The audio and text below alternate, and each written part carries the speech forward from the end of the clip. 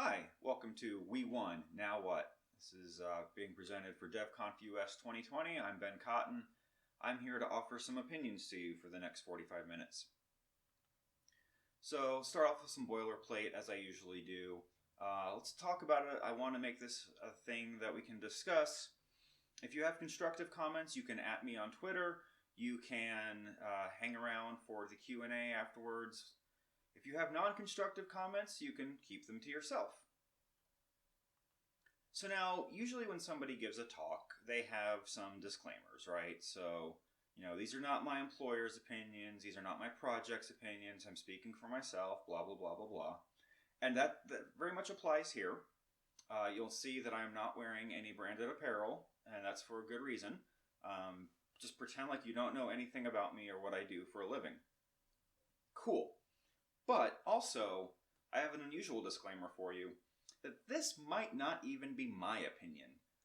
There are things in here where I'm not entirely sure I agree with what I'm saying, and you're more than welcome to also disagree with that. This talk is really about presenting some thoughts and ideas and a way to think about the future, not necessarily to prescribe a future. To that end, I have another unusual disclaimer, and that is, this talk, I think, will ask more questions than it answers. There is a question mark in the title of the talk. That should be your first indication. So, what's this all about? So this talk, the idea came to me in the before time. This was October of 2019. I was in Raleigh, North Carolina for opensource.com's annual community moderator, then now correspondent summit. And we were talking with Red Hat's chief people officer, Delissa Alexander, about the history of opensource.com. The site was celebrating its 10th anniversary. And we were just talking about, look how far we've come in 10 years. Because 10 years ago, people didn't really understand open source, especially in enterprises. It was scary to them. And now open's the default, like we've won. Isn't that great? So I asked her a question. I said, where do you see 10 years from now? What will this conversation be like then? What's the big difference? And my friends, I really wish that I had been taking notes or something, because she gave an answer that I thought was really insightful, and I have no idea what it is now. Sorry about that. But it did get me thinking over the course of the next few days, well, if we've won, what does that look like? Where do we go from here? Once you've won, what else is there to do? So open is the default choice. I present to you some evidence that we've won in case you don't agree. You might remember in 2001, Steve Ballmer was at Microsoft and he said Linux is a cancer. And cancer is generally a thing people don't like. They don't think kindly of it. It's bad, right? And Ballmer and others thought that the GPL was like a virus that infected other software, and that it would just destroy the way they viewed the world if it were allowed to, continue. And then in 2015, Microsoft loves Linux.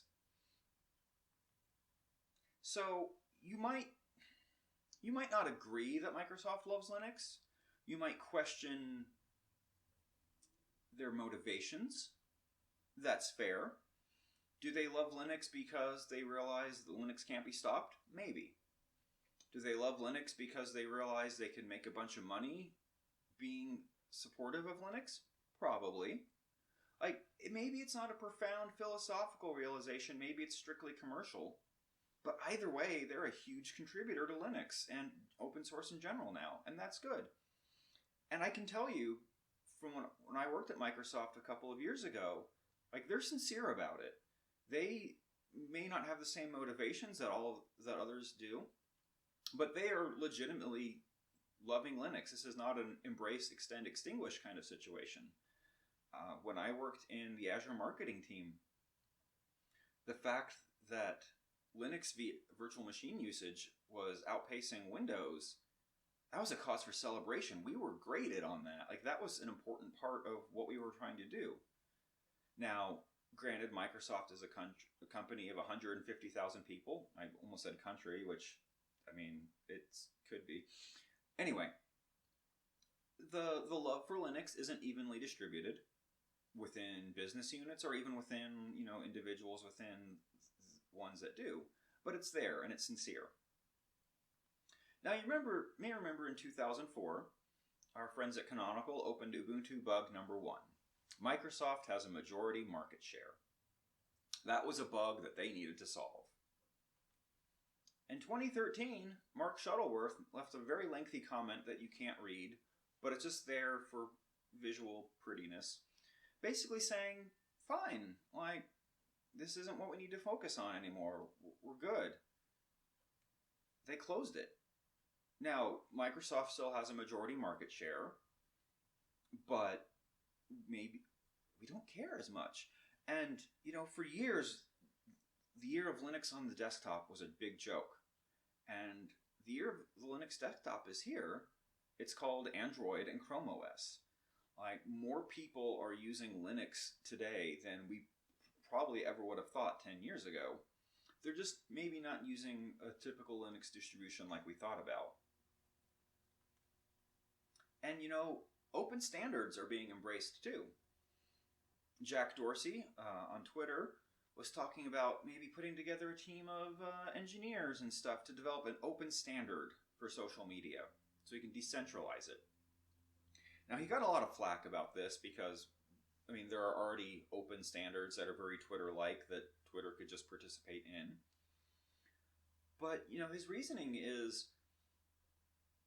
email, for as much as we hate it, has worked really well-ish for the last decades because it's built on open standards and you don't need to be on Gmail to email another Gmail user, right?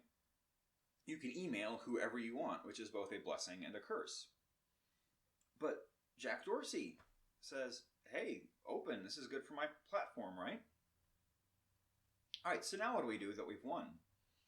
Well, unfortunately, we can't all retire to the beach, as much as I would really love to just sit there with a bottle of whiskey and a stack of good detective novels and a big umbrella because sunburn. We can't do that yet. We're not there. But I got to thinking, does the fact that we've won explain some of the tumult that we've seen in open source lately? So I developed a hypothesis that we're not actually going to test, but I'm just going to put this out here. My hypothesis is that open source contributors have agreed to an unspoken truce in order to defeat proprietary software. And now that we've won, we're able to resume our infighting. So what am I talking about here? Remember back in the day when people would get into fierce battles over which text editor was better? And the right answer is the one you're using is a good text editor. That's fine. But we spent a lot of energy fighting over this. We fought about which Linux distribution to use. We fought about which desktop environment to run, which license to use. And none of this really matters because people can use what they want. And that's one of the great things about open source is that there's lots of choices to choose from and you can go participate in whatever community you want and help make it better. And we kind of stopped doing that after a while. And maybe because we were focused on the outside and now we're turning it back to the inside. So what am I talking about here? Well, one, maybe we're writing new licenses to solve old problems. It seems like more licenses are being submitted to the open source initiative lately. This is the body that defines what open source is. They have the capital letters open source definition. And these licenses aren't just people sitting there going, I'm going to write a license because it's fun, which it is. But these are people getting actual lawyers to write licenses that people can actually use. And we're seeing an uptick in that. And maybe it's because they're like, oh, all right, now it's time to solve some other problems. One that was recently approved went through a very long process and got Bruce Perens to quit the open source initiative because he thought they were heading the wrong direction. That was not minor news. But one of the things that we'll come back to a little bit later is this observation that data and software are merging. And we used to think of software as this thing that was just sort of contained and off to the side, and that's maybe not the case anymore. So one of the other things that we're starting to see is typified by the Hippocratic license. And if you're familiar with the Hippocratic Oath, it's what doctors promise to do when they doctor, and it says, first, do no harm. So if you can't help the patient, at least don't make them worse. That seems like a pretty good thing. And the idea behind this license and others like it is that if I've put a lot of energy into making the software, I don't want it to be used by the bad guys. Now you can see where the difficulty is there is like who defines what the bad guys are. And I think most people who make tools of any kind, whether they be automobiles or software or firearms or kitchen knives or any other tool, they don't want it to be used for bad purposes. You're making this thing because you want to make the world better somehow. But it's really hard to define that in a way that people can agree with. And frankly, it's not open source. Now, that doesn't mean it's good or bad. It just means that because it restricts field of endeavor, it cannot be considered open source. Another problem that we've started to come up with is oh no, this isn't a business model. It turns out you can't just say, this software is open source and make a bunch of money off of it.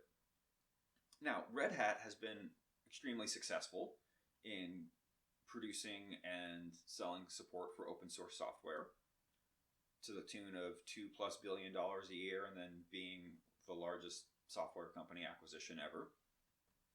That's good.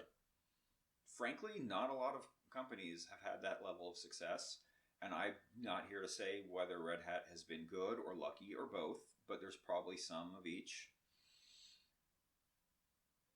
But it turns out that it's more than just being open to make money. And it turns out that if Amazon Web Services wants to take the code you wrote and make an as-a-service offering based on it, they're going to make a whole boatload of money, and the license you chose doesn't obligate them to give any of that money to you.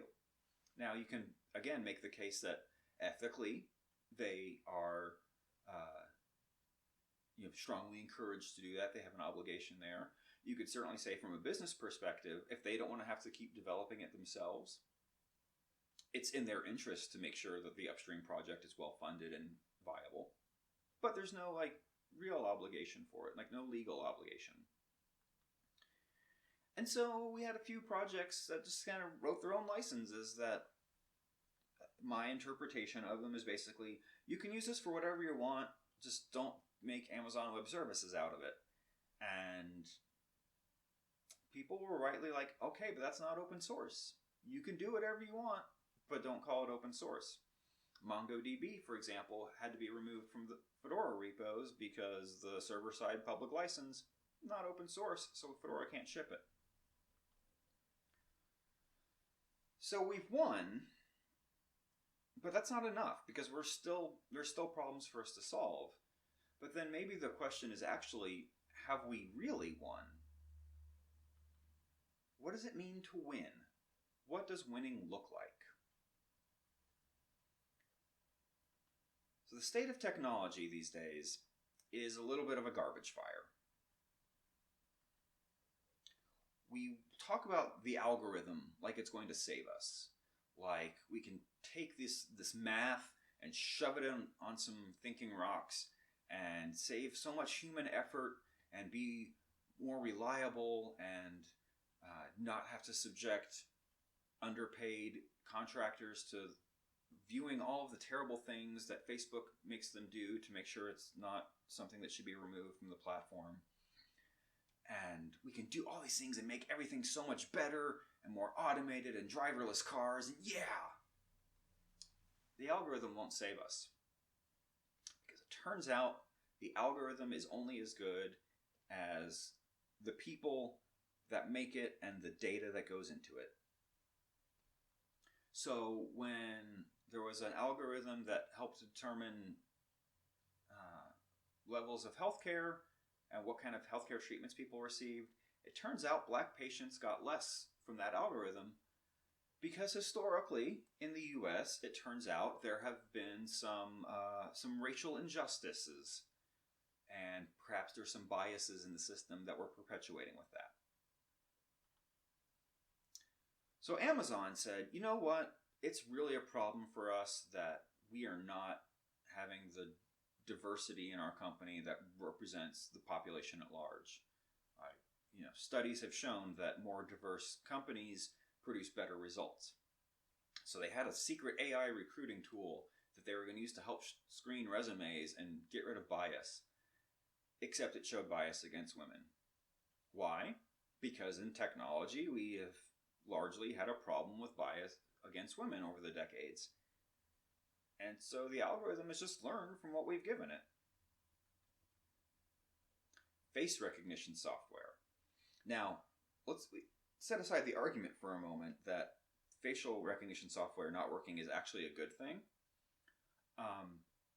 Facial recognition is used for a lot of bad purposes by a lot of regimes around the world. It's also kind of useful. You pull out your iPhone, you hold it up like you're going to do anyway, you're going to put it in front of your face, and it just says, oh, there you are, and unlocks for you. That's kind of nice. But it turns out that facial recognition software works really well for white men and less well for others. And so let's talk about faces a little bit. Recently on Twitter, I saw a project where they would take a pixelated version of a face and try and depixelate it with AI. So, former US President Barack Obama is famously a black man, and when his picture was fed through that algorithm, it turned into some vaguely white dude. But it's not just him. Somebody posted a picture of his wife, who is of Asian descent, and she turned into a vaguely white person. And so did actress Lucy Liu. This seems problematic. You know what's even more problematic? When the facial recognition algorithm says, yep, that's the guy, that's the one who did the crime. And it turns out, no, it very much is not the one who did the crime. Reporters did some reporting, as reporters are wont to do, and they found out that in Detroit, the facial recognition error rate was 96%. 96. Now, I want to take a bit of a moment to take a detour, make this a little bit personal. My undergraduate degree is in meteorology, and weather forecasting is notoriously very difficult. Meteorologists have a reputation of being wrong all the time, and people are like, you can be wrong 50% of the time and keep your job. That's awful. 50% of the time. 96% failure rate. 96. You could just guess and be better than that.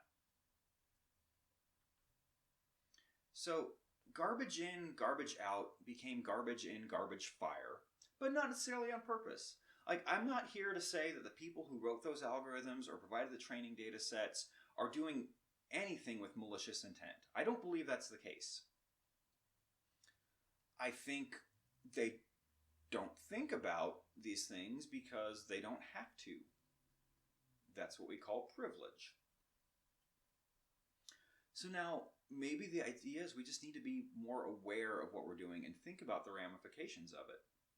Because it turns out there are ramifications. So maybe what we need to do is not worry about winning, but just get better every day, right? Like, wake up today and I'm going to be slightly less bad than I was before. Woo, progress. I want to go back to Pam's comment about the OSI mailing list and looking at the new model of licenses, because I think it turns out that while we were focused on software, the data was actually what's important. And this is the part where I'm going to get a little spicy, and this is the number one slide where I'm not sure I agree with myself, but here it is. Free software is less important than reliable and protected data. Do you agree with that? I don't know if I do. Maybe a more agreeable way to say it is free software is a necessary but insufficient condition. Because all the things I've talked about with the algorithm and stuff, mostly these are done with proprietary algorithms or proprietary data sets. But being open source wouldn't necessarily fix that. It's not a magic balm that fixes everything. Facebook could open source their entire platform. They could have been open source from day one. And the data is still the problem, not the software. So let's talk about how some of the ways that data is the problem these days. For example, you have police databases that have all kinds of information about people. And I think most people would agree that there are at least certain cases where it is desirable for law enforcement to have access to information. I think we can spend a lot of time agreeing about where the boundary is and under what circumstances that's appropriate. That's another talk. But I think most people would agree that police officers stalking exes or crushes or romantic rivals or people that beat them up in high school or whatever, that is a misuse of it. There's a word for it. It happens often enough. Here's something that's even more serious, or perhaps serious in a different way. There was an app that was designed to help people who are in abusive relationships get the resources they need to get to a safe place, to escape the relationship, or do whatever it is they need to do. This is very important information, because if an abuser knows that the person they're abusing is trying to get help, that can make the abuse worse. It puts lives in danger. The app had a little bit of a data breach, and a whole bunch of information got out. This is life or death stuff, friends. This is not some hypothetical situation. This is putting real people's real lives at real risk. So, apart from protecting data, there's some other things we could be doing in the future, like fixing our people problems. So open source is growing, but not how it should. This was the title of a summary of the 2019 Stack Overflow Developer Survey. I want to show you a few charts from the 2020 version. We'll just think a little bit about what this means for ourselves and for our community. Race and ethnicity. Almost 69% of respondents said they were white. Doesn't sound like it represents the population very well. 4.5 are black. That's certainly less than the population of the US, percentage-wise, and well less than the global population. Now, this seems bad, yeah? How about gender? Roughly 90% of respondents were men. I am very sure that men do not make up 90% of the world population. Physical disabilities. I actually really do not like this graph because it doesn't have, I have no physical disabilities to scale it. But approximately 1.1% of respondents said that they are blind or have difficulty seeing. And it turns out that can be a problem because when you design your fancy new web page and it's got, well, not Flash anymore, but it's got like JavaScript-y doing stuff everywhere, blue, blue, blue, blue, blue. Screen readers have a hard time with that. If you have a bunch of emoji in your Twitter handle, the screen reader is going to have to sit through and read out every emoji. And if I were blind, I would probably want to show up at your door and yell at you for having 20 emoji that every time a tweet from you is read, I had to sit there and listen to each and every emoji. It's things like not including alt text on images and stuff like that. Like, these are things where we're excluding people for no good reason. And I'll admit, I'm very bad about doing alt text on images, especially on social media. I just don't think about it a lot of the times. And that's because I personally don't have to. But that's bad, and I should fix that, and you should fix that. And if we had more people with physical disabilities represented in our communities, we would think about that more. And age. I am 37 years old, and I am apparently ancient. Half the respondents, slightly more than half, are 30 years and younger. Old people have made a lot more mistakes in their careers generally than young people. When you're younger, you can make many mistakes more quickly, but when you're older, you get to learn how to make bigger mistakes. And this isn't to say that, like, it's better to be old or it's better to be young. Like, there are advantages to both, and frankly, if you're young, you're going to end up old, hopefully. But what kind of mistakes are we making that we could avoid making if we had people who had made mistakes like that before? So we have people problems. We have not enough contributors. Most projects, by and large, would always like to have more people helping out in some fashion, because there's always more work to do than there is time to do it. As we've seen, our communities are not representative enough. Like, this is a problem. Full stop. Heartbleed taught us that there's a lot of projects out there that power trillions of dollars of economic transactions every year that don't really get the financial support that they need. And you got like one or two people making pretty low-end wages for technology, basically keeping the entire world's economy running. That seems like a problem. And there's not enough user education. And what I mean here isn't just like training manuals and stuff. And it very much is not, don't use this proprietary software because it's proprietary. Use the open source or the free software version because, yeah. I mean, yes, but also, nobody cares. Like, it doesn't matter that you have a strong philosophical argument in favor of free software if you can't express it in a way that the person you're talking to is going to care. Because there are so many things in this world for people to care about, as we have learned in the past 6 months. There are so many things, and nobody can care about all of them. And if something just works for people and they can just do it, then they will. So we have to be able to explain to people in a way that matters to them why it's important to have software that they can see, or that somebody they trust can see what it's doing. Why the data collection and data retention and all of that matters.